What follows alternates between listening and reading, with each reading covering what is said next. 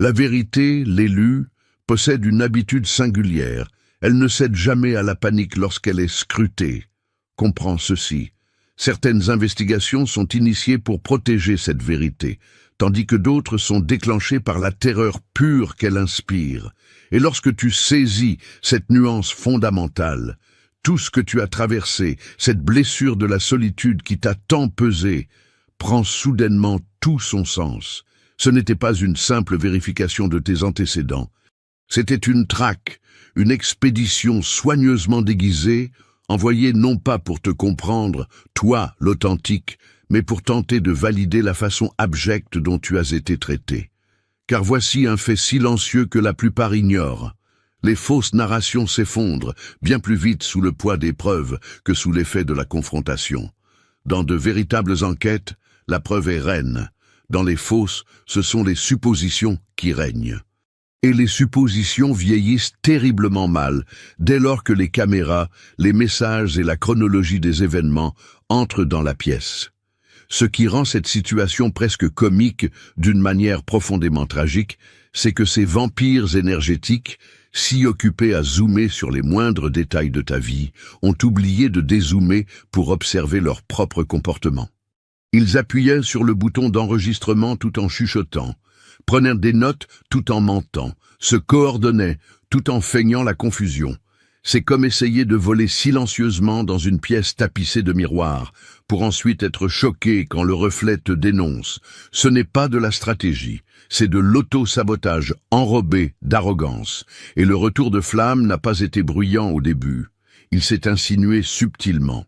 Une pause dans les conversations, quelques regards inconfortables.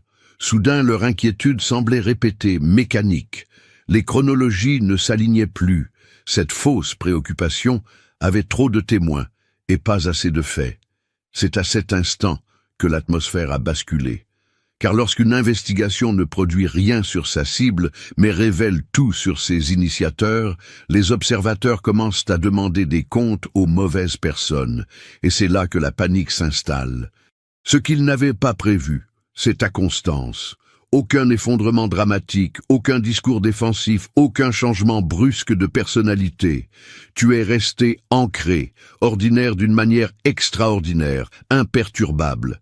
Et rien ne déstabilise plus vite la jalousie cachée que de réaliser que leur opération entière a échoué parce que la personne qu'ils surveillaient n'avait rien à cacher et n'avait même pas besoin de le prouver. Alors, pendant qu'ils s'affairaient à collecter des preuves imaginaires, la véritable caméra de la vie les enregistrait, eux. Chaque murmure, chaque histoire coordonnée, chaque silence gêné, surpris en plein acte. La trahison déteste être documentée. Elle prospère dans les ombres, pas en haute définition. Et maintenant, cette même investigation censée te coincer a accompli tout autre chose. Elle a braqué les projecteurs sur les mauvaises personnes, inversé les rôles sans prévenir, et transformé le fait d'être pris la main dans le sac en une activité de groupe. Reste bien ici, écoute attentivement. Ce qui s'est retourné contre eux n'était pas seulement leur plan, c'était leur confiance aveugle. Mais comprends bien que les véritables élus ne traversent pas ces champs de bataille à découvert. Ils ne se promènent pas sans protection face à de telles attaques. Ils scellent leur aura en utilisant des sagesses anciennes, des boucliers énergétiques infranchissables, désormais accessibles à travers les 7 sceaux de l'élu. C'est le secret de leur imperturbabilité. L'investigation ne t'a pas exposé, elle a exposé le désespoir qui l'animait. Ce que la plupart des gens n'admettent jamais, c'est que de telles enquêtes ne commencent pas avec des faits. Elles naissent d'un profond inconfort. Quelqu'un s'est senti déstabilisé par ta simple présence, par ta progression fulgurante ou par ton refus catégorique de jouer le rôle qu'il t'avait assigné. Et au lieu de faire face à ce sentiment, ils sont partis en chasse d'une raison pour le justifier. C'est là qu'intervient le désespoir. Ils n'essayaient pas de te comprendre. Ils tentaient de prouver quelque chose, n'importe quoi, qui rendrait leur comportement toxique envers toi acceptable à leurs propres yeux. Dès l'instant où une investigation est motivée par l'émotion et non par la preuve, elle cesse d'être neutre. Chaque détail est tordu. Tes choix normaux sont présentés comme suspects. Ta croissance est traitée comme une tromperie. Ton silence devient de la dissimulation et ta confiance est étiquetée comme de l'arrogance. Ce qu'ils n'ont pas réalisé, c'est que le désespoir a une odeur. Les gens sentent quand quelqu'un s'efforce trop, reliant des points qui n'ont rien à voir ensemble, essayant de forcer une conclusion qui refuse d'apparaître. À mesure qu'ils creusaient, l'histoire qu'ils espéraient raconter ne cessait de s'effondrer. Les vérifications d'antécédents revenaient vierges, les schémas refusaient de se former. Au lieu de trouver des preuves contre toi, ils se sont retrouvés à tourner en rond dans le même espace vide, encore et encore. C'est alors que la frustration s'installe, et les personnes frustrées finissent toujours par se révéler. Ils poussent plus fort, ils parlent trop, ils impliquent d'autres personnes dans le processus. L'investigation cesse silencieusement d'être à ton sujet et devient une vitrine de leur propre paranoïa. Les observateurs remarquent ce changement. Le ton s'altère. Les questions ressemblent moins à de la curiosité et davantage à des accusations. L'inquiétude sonne faux. Les gens commencent à se demander pourquoi tant d'énergie est dépensée pour découvrir quelque chose qui, de toute évidence, n'existe pas. Lorsqu'une enquête ne produit rien d'autre que de l'obstination, elle soulève une nouvelle question. Qu'est-ce qui motive vraiment tout cela? C'est ça, le retour de flamme. Au lieu de dévoiler tes failles, ils ont exposé leur fixation maladive. Au lieu de prouver que tu n'étais pas digne de confiance, ils se sont fait passer pour des obsédés. Et une fois que cette prise de conscience s'ancre, elle ne disparaît plus. Car rien ne rend les gens plus mal à l'aise que de réaliser que le problème n'était pas caché dans ton passé, mais qu'il hurlait dans leur comportement depuis le tout début. Si ces vérités non censurées peuvent encore résonner aujourd'hui, si nous pouvons continuer à percer le voile de ces illusions, c'est uniquement parce que des esprits éveillés soutiennent cette mission indépendante. Faire un don ou offrir un café permet de garder cette lumière allumée dans l'obscurité. Leur besoin viscéral de te documenter s'est transformé en preuve accablante contre eux-mêmes. Les traîtres se croient toujours très intelligents. Ils sont persuadés que s'ils l'écrivent, l'enregistrent ou le capturent sur caméra, ils détiennent le contrôle. Ils pensent que la documentation est le pouvoir absolu.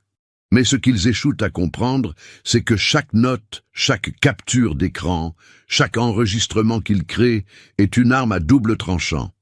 Alors qu'ils le destinaient à te détruire, c'est devenu silencieusement un miroir reflétant leurs propres intentions sombres, leur propre duplicité et leur propre désespoir. Chaque acte conçu pour te coincer a fini par les acculer.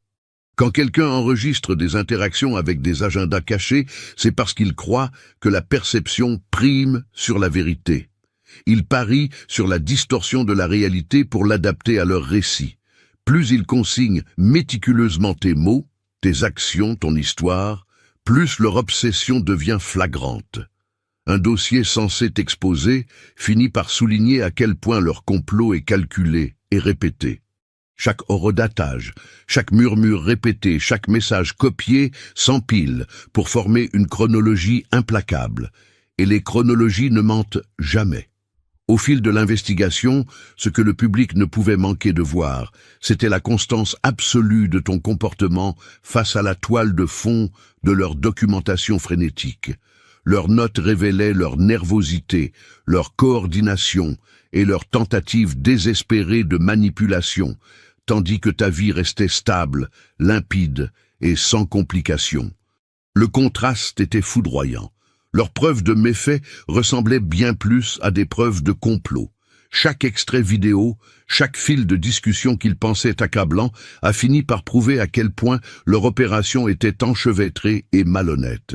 L'ironie est brutale, l'authentique. Plus ils essayaient de contrôler l'histoire, plus ils devenaient transparents. Ils n'ont pas été pris parce que tu as fait une erreur, mais parce que leur obsession exigeait de la visibilité. Quand ils voulaient que le monde te voie comme le problème, ils ont accidentellement offert au monde une place au premier rang pour assister à leur propre effondrement moral. Et une fois que cela se produit, la confiance s'évapore à une vitesse fulgurante. la crédibilité s'efface et le récit s'inverse en un instant. Au final, leur besoin de documenter ne leur a donné aucun pouvoir sur toi. Il les a mis à nu devant tout le monde. Leur peur, leur manipulation et leur désespoir ont été exposés au grand jour. L'enquête n'a pas seulement été inefficace, elle a spectaculairement explosé, transformant leurs propres outils de contrôle en la preuve la plus claire de leur culpabilité. La caméra ne t'a pas surpris en train de trébucher, elle les a surpris en train de se coordonner. La trahison a une drôle de façon de se dévoiler. Quand les gens pensent que personne ne regarde, ils se déplacent prudemment, murmurent stratégiquement et agissent comme si chaque mot était un secret d'État. Mais ils oublient que leur obsession du contrôle les rend pathétiquement prévisibles. La caméra n'a capturé aucun moment de faiblesse de ta part, elle n'a enregistré aucun faux pas. Ce qu'elle a capturé était bien plus révélateur. Chaque regard, chaque murmure, chaque échange qui trahissait une coordination, une planification et un alignement contre toi. Leurs propres actions sont devenues la preuve, plus forte et plus claire que tout ce qu'ils espéraient fabriquer. Alors que les images défilaient, le schéma devenait indéniable. Les conversations censées paraître décontractées semblaient répétées. Les discussions parallèles destinées à semer le doute apparaissaient comme des sessions de coordination. Chaque interaction conçue pour manipuler la perception exposait leur véritable intention. Leur énergie, si focalisée sur ta surveillance et la stratégie à adopter contre toi, a laissé des traces trop évidentes pour être ignorées. Plus ils essayaient de paraître naturels, plus l'objectif révélait leur tension, leurs secrets et leur complicité. Ce n'était pas subtil. C'était douloureusement clair qu'il s'agissait d'un effort planifié et non d'une série de coïncidences. La partie la plus stupéfiante est de voir à quel point ils avaient l'air ordinaires tout en orchestrant ce poison. Personne ne s'attend à ce que la trahison soit si bien organisée. C'est ce qui l'a rendue incontestable. Ils ont été pris en flagrant délit de préméditation. Leur coordination ne consistait pas seulement à t'attaquer. Il s'agissait de contrôler l'histoire, de façonner les perceptions et de tenter de manufacturer la vérité. Mais écoute-moi bien, l'élu, c'est précisément ici, au sommet de leur acharnement, lorsque la jalousie et les attaques invisibles sont les plus tranchantes, que ton énergie est la plus convoitée. Ne te laisse pas dévorer, c'est une urgence vitale. Tu dois sceller ta lumière immédiatement. Le lien d'activation pour les 7 sauts de l'élu t'attend tout de suite dans le commentaire épinglé, c'est ton bouclier de survie absolu. Ne les laisse pas te vider. Reprenons. Plus on essaie de mettre en scène la tromperie, plus elle devient évidente sous l'examen. Les images censées t'intimider ou t'incriminer ont au contraire exposé la préméditation derrière chaque mouvement. Et alors qu'ils croyaient leur contrôle sur le récit infaillible, la réalité s'est complètement inversée. Tu n'as pas eu besoin de réagir, de te disputer ou de te défendre. Leurs propres efforts pour manipuler la perception autour de toi ont dessiné une carte précise de leurs intentions. Et cette carte a rendu leur culpabilité impossible à cacher. Ce que la caméra a capturé n'était pas ta faiblesse, c'était le plan détaillé de leur conspiration. Chaque image a renversé la situation. Chaque regard, chaque conversation, chaque mouvement nerveux est devenu la preuve que les traîtres orchestraient une histoire qui tombait en ruine au moment même où ils la filmaient. Ils ont étudié ton passé parce qu'ils ne pouvaient pas contrôler ton présent. Quand ces vampires perdent leur influence sur ce que tu es aujourd'hui, ils vont presque toujours creuser en arrière. Ce n'est pas de la curiosité, c'est une stratégie de guerre. Ton présent était trop stable, trop autonome, trop hors de leur portée, et cela les terrifiait. Ils ne pouvaient plus manipuler tes réactions, orienter tes décisions ou prédire ton prochain mouvement. Alors ils sont partis à la recherche d'une version antérieure de toi, espérant que quelque part dans ton passé, ils trouveraient un levier qu'ils pourraient encore actionner. Ce qu'ils ont fondamentalement mal compris, c'est que la croissance laisse aussi des preuves. Ils s'attendaient à trouver de vieilles erreurs, des moments de faiblesse ou des histoires inachevées qui pourraient être traînées dans le présent et transformées en armes. Au lieu de cela, ils ont trouvé de la progression. Ils ont trouvé quelqu'un qui avait déjà fait face à la pression, appris ses leçons et avancé sans avoir besoin de permission ou d'applaudissements. Le passé n'a pas contredit ton présent. Il l'a expliqué. Et c'était bien là leur problème. Quand on ne peut pas contrôler quelqu'un, on essaie de le redéfinir. C'était ça, la véritable nature de ces fouilles dans tes antécédents, une tentative de te figer dans le temps, de te présenter comme dépassé, imparfait ou inachevé. Mais ton présent n'a cessé d'interrompre cette narration. Tu étais beaucoup trop cohérent. Tes choix s'alignaient parfaitement. Ton comportement ne correspondait pas du tout à la version qu'ils essayaient de vendre. Plus ils s'efforçaient de ressusciter une vieille image, plus elle paraissait ridicule face à ce que tu es devenu aujourd'hui. Il y a aussi un aveu silencieux caché dans leur comportement. En se concentrant sur ton passé, ils admettaient indirectement leur défaite dans le présent. Ils ne pouvaient pas contester ton intégrité d'aujourd'hui, alors ils espéraient qu'hier ferait le sale boulot à leur place. Mais le temps ne fonctionne pas ainsi. L'esprit évolue. Et quand l'évolution est réelle, le passé devient un contexte, pas des munitions. Ce qui s'est véritablement retourné contre eux, c'est que leur obsession pour ton histoire a révélé leur propre insécurité quant à ta position actuelle. On ne creuse que lorsqu'on se sent à la traîne. On ne fait des recherches que lorsqu'on se sent dépassé. Pendant qu'ils étaient occupés à analyser qui tu étais autrefois, tu opérais déjà bien au-delà de leur portée. C'est pourquoi leur enquête a lamentablement échoué. Elle regardait dans la mauvaise direction, au mauvais moment, pour la mauvaise raison. Leurs questions en disaient bien plus long sur leur peur que sur ton histoire. Quand des entités t'interrogent sous couvert de curiosité ce qu'elles font en réalité, c'est projeter leur propre terreur. Chaque question pointue, chaque insinuation, chaque tentative de découvrir une faille cachée n'a rien à voir avec la vérité. Tout est question de contrôle. Ils voulaient des réponses qu'ils ne méritaient pas, essayant de confirmer des soupçons qui n'existaient que dans leurs esprits malades. La façon dont ils formulaient leurs phrases, les sujets sur lesquels ils s'attardaient et l'intensité qu'ils y mettaient reflétaient toute leur anxiété. Plus ils insistaient, plus il devenait évident qu'ils s'inquiétaient non pas de qui tu étais, mais de ce que tu représentais. La confiance, l'indépendance et l'impossibilité d'être facilement manipulé. Leurs questions n'étaient pas aléatoires. Elles suivaient des schémas qui transpiraient l'insécurité. Ils t'ont interrogé sur les décisions que tu as prises, les choix que tu as faits et les moments sur lesquels ils n'avaient aucune prise. Ces espaces où tu avais déjà prouvé que tu étais intouchable. Et à chaque tentative de déterrer la boue, ils diffusaient une vérité plus forte que n'importe quelle accusation. Ils avaient une peur bleue de perdre leur pertinence face à toi. Leur interrogatoire est devenu un miroir, montrant leur peur avec une netteté implacable, même s'ils pensaient qu'elle était cachée derrière l'autorité ou le sérieux. Les observateurs l'ont vu aussi. Les questions censées te coincer n'ont fait que souligner leur propre désespoir. Chaque supposition, chaque insinuation, chaque sonde répétée a exposé à quel point ils se sentaient hors de contrôle.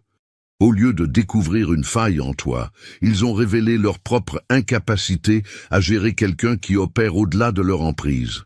L'équilibre s'est rompu et tout le monde l'a remarqué. Ce n'était pas ta vie qui était scrutée, c'était leur instabilité émotionnelle écrasée par la pression de ta simple existence. Ce qui rend cette révélation si puissante, c'est la façon dont elle modifie instantanément la perception. La peur est contagieuse, mais la clarté l'est tout autant. Quand les autres ont vu l'intensité de leurs interrogatoires, combinée à l'absence totale d'éléments incriminants, le récit a basculé. Tu n'as pas eu à te défendre. La peur dans leur voix, la tension dans leurs prestations et la futilité de leurs efforts en disaient assez. L'enquête n'était plus là pour découvrir la vérité, mais pour exposer la fragilité de ceux qui tentaient de la manipuler. Leurs questions, censées intimider, n'ont confirmé qu'un seul fait. Leur peur était bien réelle. Leur emprise était faible, et leur examen s'était retourné contre eux de façon spectaculaire. Ils pensaient que l'autorité rendrait leur récit crédible. C'est une erreur commune chez les traîtres. Ils croient que si quelqu'un en position de pouvoir soutient leur histoire, elle devient automatiquement vraie. Ils pensent qu'un titre, un insigne ou une position peut donner du poids à une affirmation par ailleurs totalement creuse. Alors ils impliquent des leaders, des systèmes et de prétendues autorités, espérant que la simple présence de l'influence fera coller leurs accusations. Ce qu'ils n'ont pas réalisé, c'est que l'autorité ne fait qu'amplifier la vérité, pas les mensonges. Quand la vérité est absente, l'autorité devient un projecteur aveuglant qui expose leur désespoir et non un bouclier qui les protège. Ils ont supposé que lier leur récit à des canaux officiels intimiderait les gens et ferait taire toute dissidence. Chaque formulaire signé, chaque email copié, chaque document officiel était destiné à créer de la crédibilité. Mais en réalité, ces efforts étaient un piège monumental. L'autorité magnifie l'examen. Une fois que des leaders ou des officiels sont impliqués dans une situation, ils n'acceptent pas les suppositions. Ils exigent des preuves. Et quand la preuve n'est pas là, la tentative de manipulation devient soudainement flagrante. Chaque action entreprise pour rendre leur histoire crédible n'a fait que souligner la minceur de leur fondation. L'ironie est cruelle. Leur recours à l'autorité a révélé deux choses. Premièrement, que leur histoire ne pouvait pas survivre par elle-même. Et deuxièmement, qu'ils étaient en pleine panique. Les personnes qui sont confiantes dans la vérité n'ont pas besoin d'appeler des renforts. Elles n'ont pas besoin de témoins pour valider ce que tout le monde peut déjà voir. Mais quand ton récit dépend de titres plutôt que de faits, le désespoir saute aux yeux et les observateurs le captent instantanément. Et au fil de l'investigation, leur stratégie s'est effondrée sous son propre poids. Plus les figures d'autorité s'impliquaient, plus leurs mensonges devenaient transparents. Chaque tentative de manipuler la perception s'est retournée contre eux, transformant leur crédibilité en un fardeau. Ce qu'ils pensaient utile pour faire croire à leur histoire ne les a rendus que plus ridicules, plus contrôlants et plus désespérés. En essayant d'armer l'autorité, ils ont fini par créer la preuve la plus claire possible de leur obsession et de leur insécurité, tandis que ta vérité restait inébranlable, se tenant seule et sans contestation, en contraste saisissant avec leur performance vacillante. Ta constance a ruiné leur arc narratif. Les traîtres s'appuient sur la contradiction. Tous leurs plans reposent sur l'idée que tu vas faiblir, glisser ou montrer des fissures sous la pression. Ils imaginent un moment où ton comportement confirmera leur récit, où tes mots ou tes actions alimenteront l'histoire qu'ils ont construite de toutes pièces. Ils s'attendent à du drame. Ils s'attendent à de l'émotion. Et ils s'attendent à ce que tu réagisses d'une manière qui arrange leurs affaires. Ce qu'ils n'ont pas pris en compte, c'est que la constance est une arme qu'ils ne peuvent anticiper. Ton comportement stable, tes réponses inébranlables, et ton refus d'être détourné de ta voix ont démantelé leur scénario soigneusement élaboré, plus vite que n'importe quoi d'autre. Chaque effort qu'ils ont fait pour te provoquer, chaque piège qu'ils ont tendu, chaque insinuation qu'ils ont plantée était destinée à créer un conflit, un récit qui pourrait être répété, disséqué et vendu comme preuve de tes défauts. Mais rien n'a fonctionné. Tu es resté ancré, calme, limpide. Aucun éclat soudain, aucune réaction défensive, aucun moment de panique ou de regret qui aurait pu être tordu en preuve. La constance de ton caractère a rendu leur manipulation diaphane. Elle a mis en lumière le désespoir derrière leurs actions plutôt que quoi que ce soit te concernant.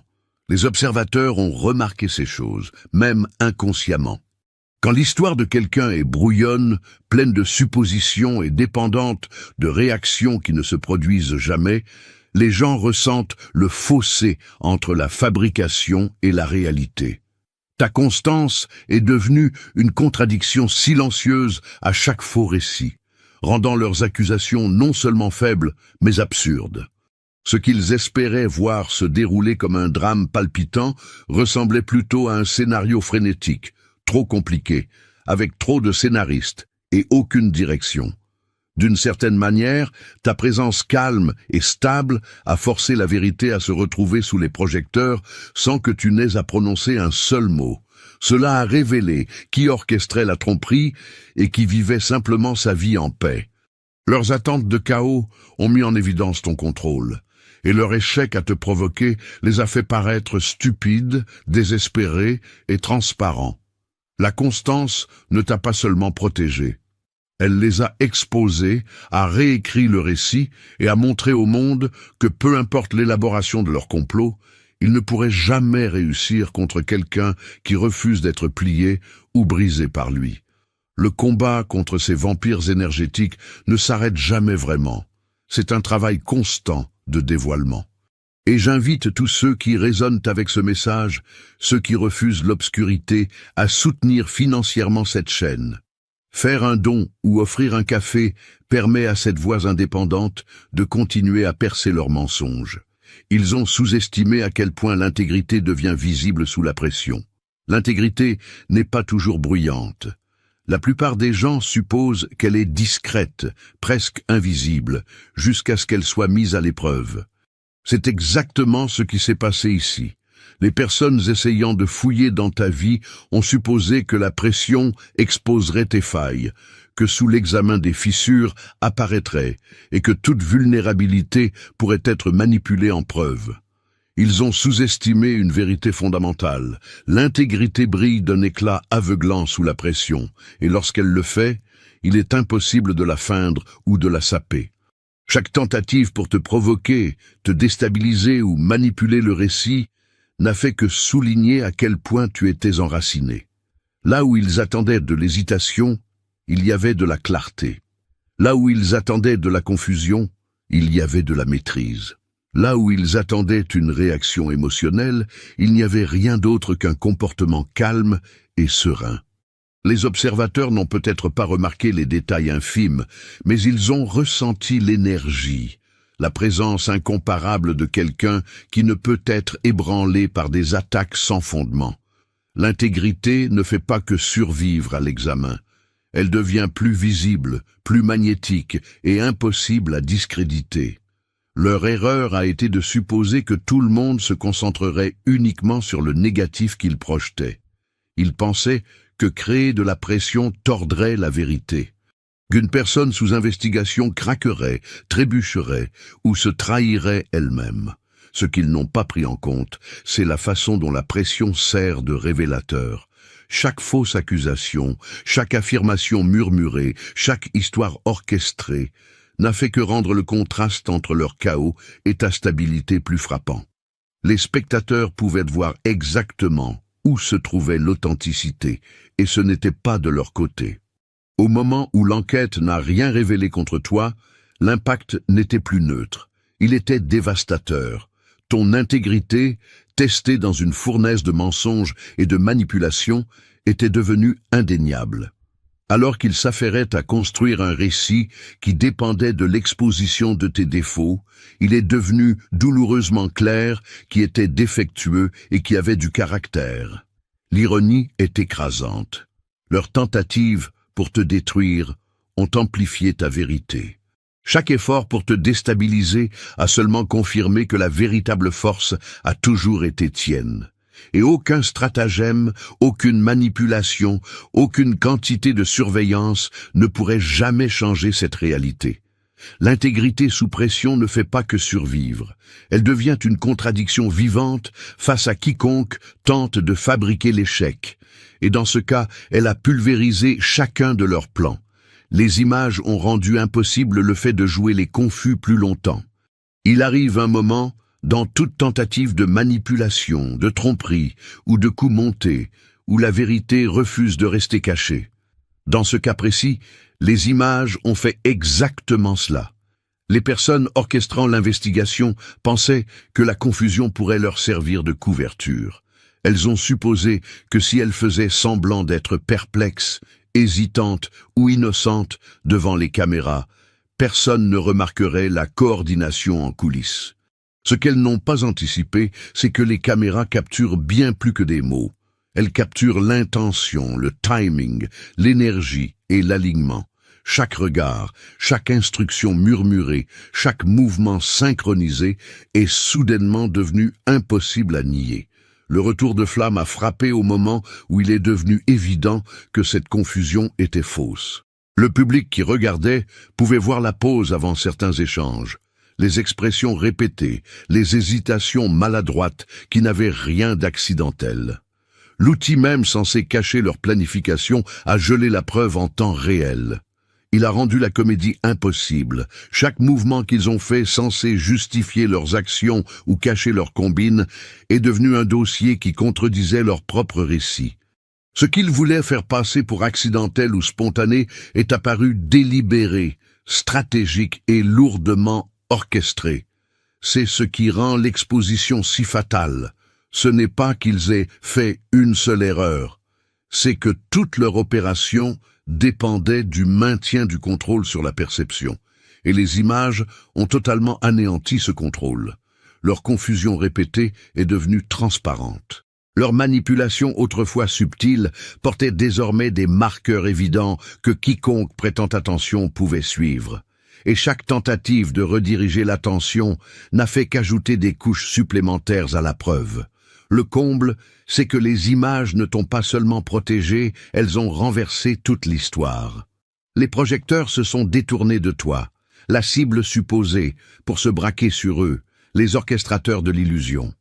Les observateurs pouvaient désormais voir exactement qui manipulait, coordonnait et fabriquait la confusion pour son propre avantage.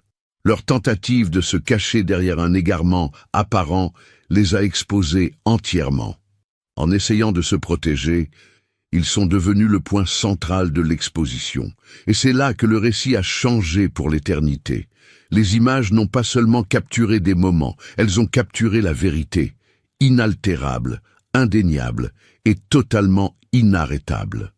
Leurs alliés sont devenus des témoins très mal à l'aise. Quand les gens orchestrent une trahison, ils supposent souvent que tous les participants sont pleinement engagés. Ils croient que la loyauté ou la peur maintiendra le groupe soudé, que personne ne remettra en question le récit et qu'aucune fissure n'apparaîtra dans le plan soigneusement construit. Ce sur quoi ils ne comptaient pas, c'est que l'alignement sur la malveillance est rarement absolu. Certains participants suivent aveuglément, mais beaucoup observent en silence, pesant le coût de la complicité face à leur propre conscience. Au fur et à mesure que l'enquête se déroulait, ceux qui avaient été des collaborateurs consentants ont commencé à sentir le poids écrasant de la vérité peser sur eux. Soudain, faire partie du complot était devenu inconfortable, et cet inconfort était lisible. Les alliés qui avaient participé par peur, par obligation ou par illusion de pouvoir se sont retrouvés dans une position extrêmement précaire. Les preuves n'exposaient pas seulement la cible, elles exposaient les orchestrateurs et tout leur réseau.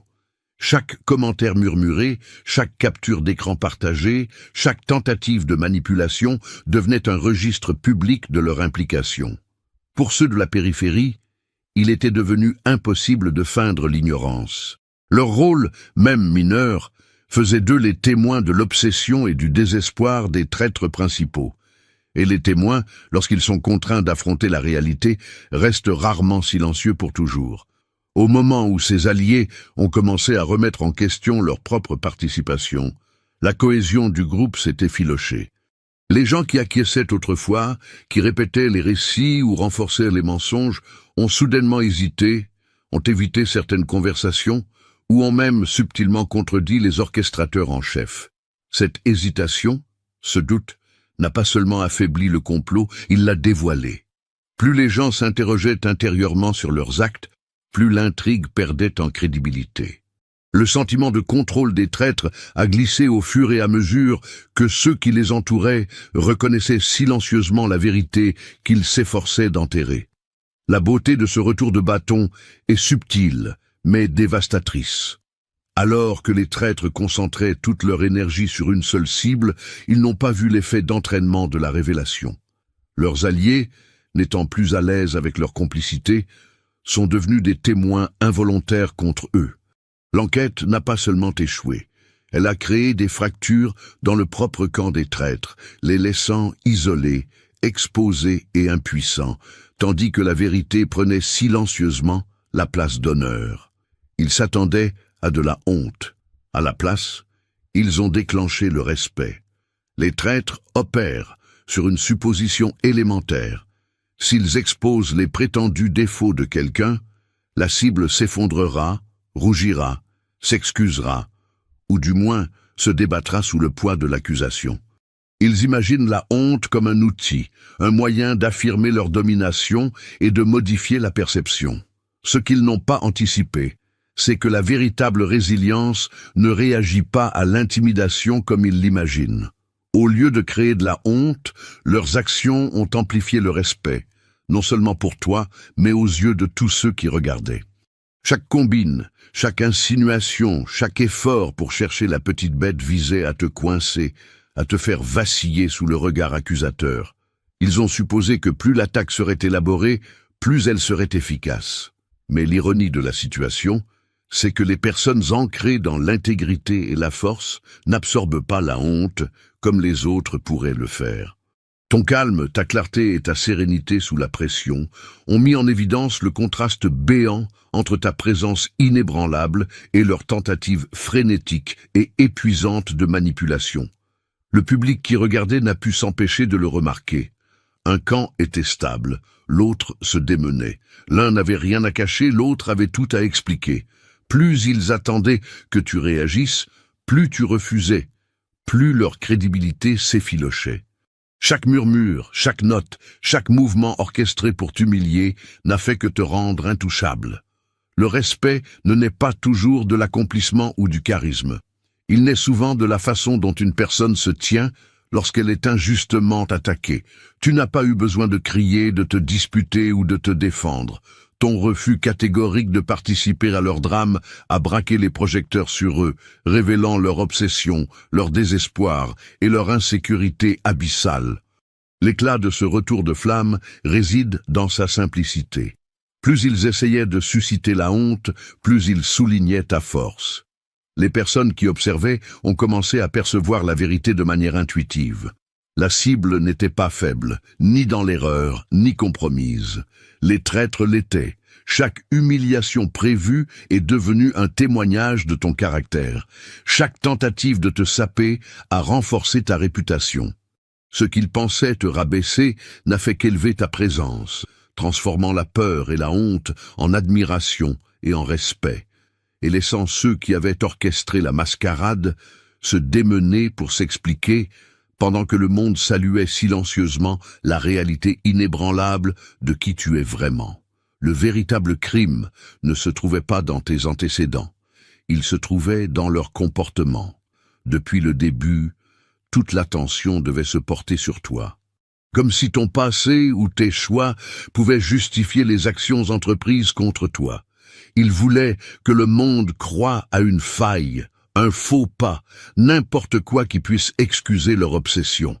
Mais, à mesure que l'investigation se développait, il est devenu cristallin que la véritable histoire ne parlait pas de toi du tout. Le crime, les méfaits, la trahison, ils n'étaient pas cachés dans ton histoire. Ils hurlaient à travers les actes de ceux qui essayaient de te démasquer. Chaque conversation manipulée, chaque mensonge orchestré, chaque réunion secrète en révélait bien plus qu'ils ne le souhaitaient.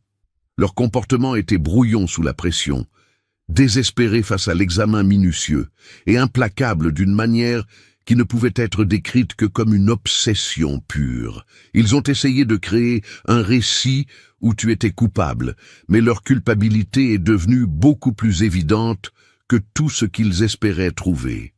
Au moment où les gens ont regardé de plus près ce qui se passait, il ne s'agissait plus de ta vie, de ton passé ou de tes choix. Il s'agissait des leurs. L'ironie est mortelle. Ils ont dépensé tant d'énergie à examiner ta vie, à documenter chaque détail et à orchestrer des machinations, tout en ne voyant pas que chaque mouvement dirigé contre toi laissait derrière eux une traînée de preuves à leur propre sujet. Plus ils creusaient, plus leur motivation devenait transparente. Manipulation, coordination, peur, obsession, Ce n'était plus des secrets bien gardés, c'était visible, indéniable et impossible à défendre. Leurs actions sont devenues un registre vivant de leur propre inconduite.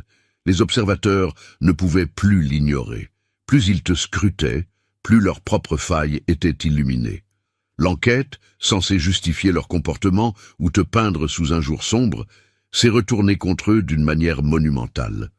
Elle a inversé les rôles, exposant les orchestrateurs comme les véritables violateurs de la confiance et de l'intégrité. Chaque mouvement calculé destiné à te piéger n'a fait que souligner leur désespoir, leur insécurité et leur défaillance morale. Au final, la leçon était limpide. Ils ont sous-estimé ce que la transparence provoque sous la pression. Pendant qu'ils essayaient de te piéger, ils se trouvaient eux-mêmes pris au piège. Le prétendu crime de ton passé n'a jamais existé.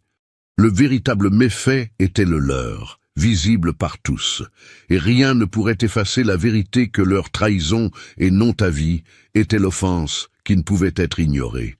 L'exposition n'est pas venue de la vengeance. Elle est née de l'alignement. La partie la plus remarquable de ce retour de flamme, ce n'est pas qu'une vengeance ait fait surface, c'est qu'il n'y en a pas eu.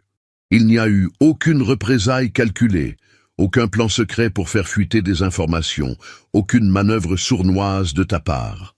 Ce qui s'est déroulé était beaucoup plus simple et infiniment plus puissant.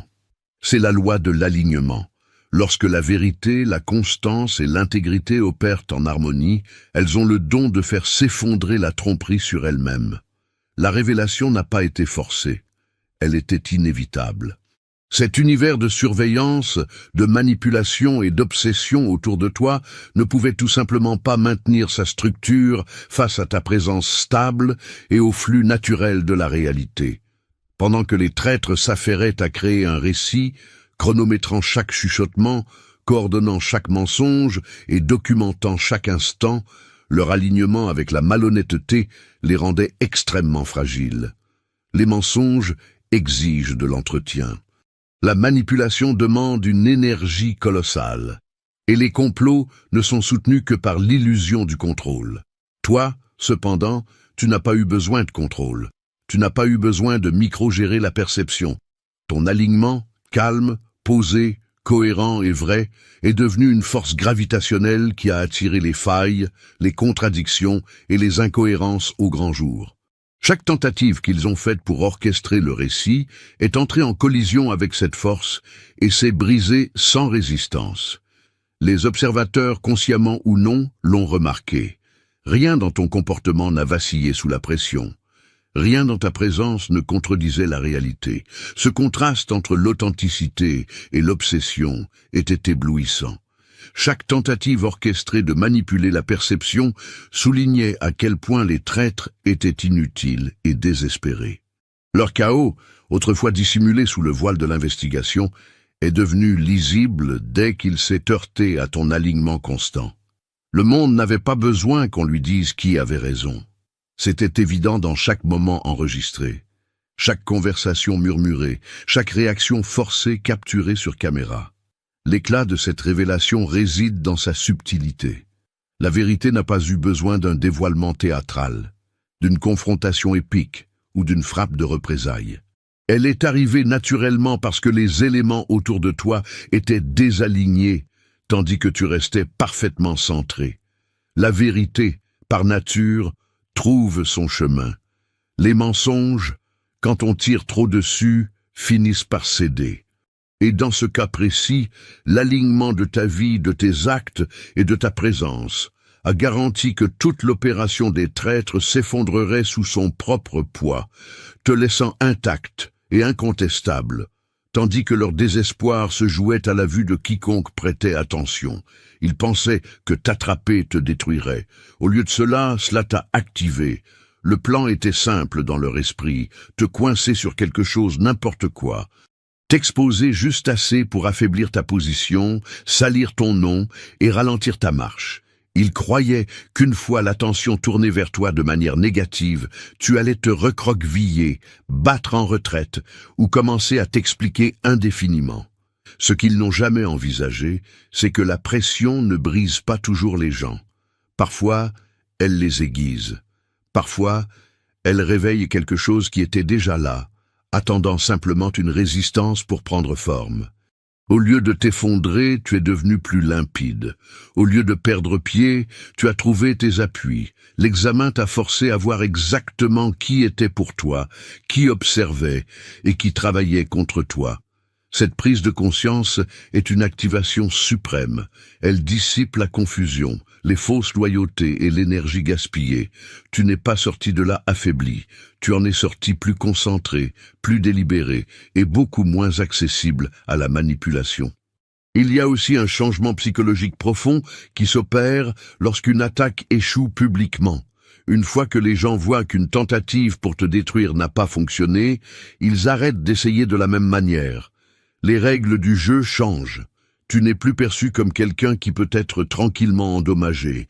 Tu es vu comme l'élu qui peut résister à la pression et rester intact. Cela seul modifie la façon dont les autres t'abordent, te parlent et envisagent de te croiser à l'avenir.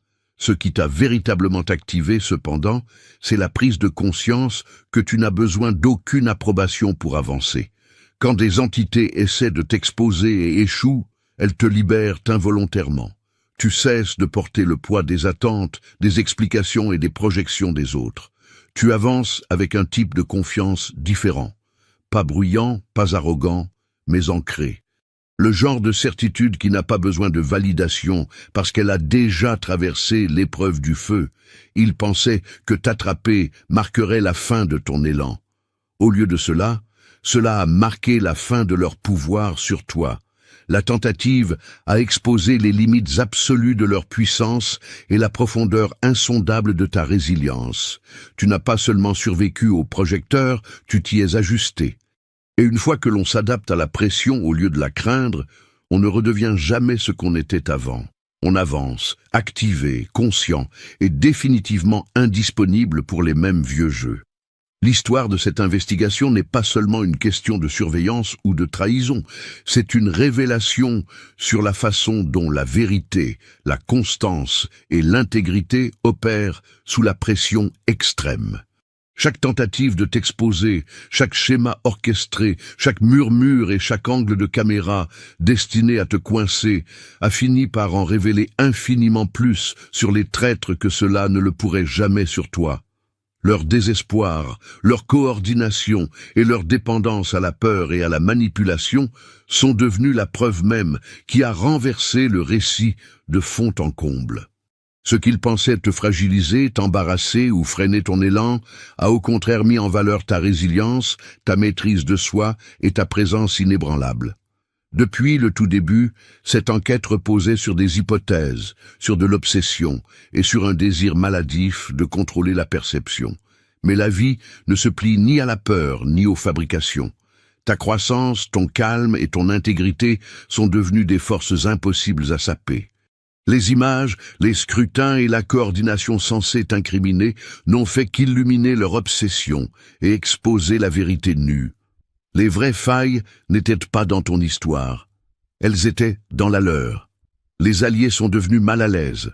L'autorité s'est transformée en une lame à double tranchant, et chaque plan chuchoté, chaque note documentée, chaque tentative de manipulation a servi de preuve de leur propre déchéance. L'éclat majestueux de ce retour de flamme ne réside ni dans les représailles, ni dans la vengeance, mais dans l'alignement naturel. Tu n'as pas eu à te battre, à argumenter ou à te justifier. Le monde a simplement assisté au contraste éclatant entre le chaos et la stabilité, le désespoir et la clarté, la manipulation et l'authenticité. Plus ils essayaient de te coincer, plus tu apparaissais inarrêtable. Plus ils cherchaient à générer de la honte, plus tu imposais le respect. Et quand tout a été révélé, le récit a basculé dans sa totalité. Les traîtres ont été démasqués, leur crédibilité pulvérisée, et tu as émergé non seulement intact, mais activé, intouchable et incontestable. Ceci est bien plus qu'une simple histoire de survie. C'est un testament de ce qui se produit lorsque la vérité rencontre la pression, lorsque l'intégrité croise le fer avec l'examen malveillant, et lorsque les esprits déterminés refusent de se plier aux machinations des autres. Ton histoire prouve que les attaques conçues pour briser peuvent en réalité éveiller ta puissance absolue. Elle prouve que le véritable pouvoir ne réside pas dans la dissimulation de ses failles, mais dans le fait de rester debout, inébranlable, pendant que les autres s'exposent d'eux-mêmes. Écoute-moi bien, l'authentique, l'heure du choix final a sonné. Tu as vu comment leur paranoïa s'est effondrée, mais tu dois fermer cette brèche énergétique une bonne fois pour toutes. Ne reste pas à découvert un instant de plus. Regarde immédiatement le premier commentaire épinglé pour activer ta protection divine définitive à travers les 7 sceaux de l'élu. Ne laisse plus jamais ces ombres effleurer ton royaume. Restez alerte, restez ancrés et rappelez-vous que la vérité l'emporte toujours.